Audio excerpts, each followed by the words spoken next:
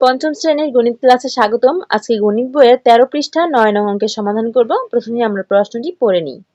প্রশ্নটিতে আছে কোনো দৌড় প্রতিযোগিতার পথের এক চক্রের দৈর্ঘ্য 900 মিটার।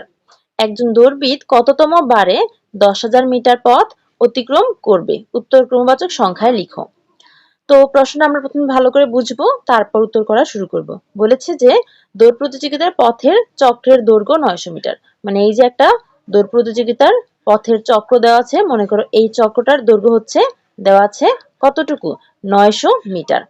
এর মানে হচ্ছে কোন দৌড়বিদ যদি এই চক্রটাকে একবার অতিক্রম করে তাহলে সে কতটুকু দূরত্ব অতিক্রম করবে? সে 900 মিটার দূরত্ব অতিক্রম করবে। তো এবার প্রশ্ন করেছে যে সে কতবার ঘুরলে বা কততম বারে 10,000 মিটার পথ অতিক্রম করবে। প্রশ্ন বুঝতে পেরেছো? আর প্রশ্নের উত্তরটা কিন্তু ক্রমবাচক সংখ্যা লিখতে হবে, ঠিক আছে? আচ্ছা, এবার আমরা সমাধানে চলে যাব। তো আমরা কিভাবে সাজিয়ে লিখবো খেয়াল করো। আমরা প্রথমেই লিখব 900 মিটার পথ অতিক্রম করে প্রথমবারে। 900 মিটার পথ অতিক্রম করে প্রথমবারে মানে হচ্ছে একবার ঘুরে সে 900 মিটার পথ অতিক্রম করবে। তো এই লাইনটা আমি এভাবে কেন লিখেছি? কারণ আমরা কতবারে বা কততম বারে সে এই 10,000 মিটার পথ অতিক্রম করবে, আমরা এই কততম বার এটা বের করব। এই জন্য এই কততম বার এই কথাটা আমরা হাতের ডান দিকে রেখে এই প্রথম লাইনটা সাজিয়েছি। 900 মিটার পথ অতিক্রম করে প্রথমবারে।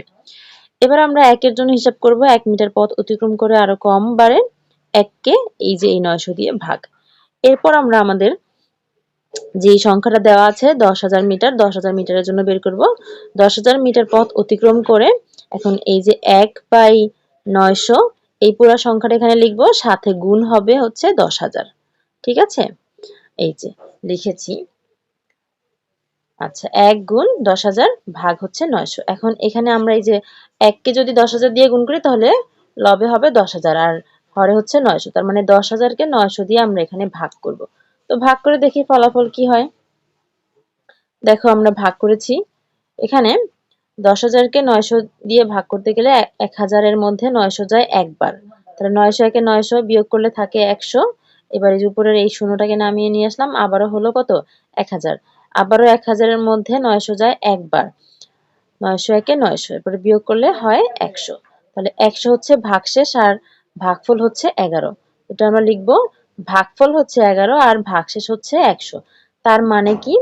এই যে যেই পথের কথা বলেছে 10,000 মিটার, 10,000 মিটারকে আমরা 900 দিয়ে ভাগ করে দেখেছি ভাগফল হয়েছে 11। তার মানে 11 বার ঘুরতে পারবে। 11 বার ঘোরার পরেও তার আরো 100 মিটার পথ অবশিষ্ট থেকে যাবে।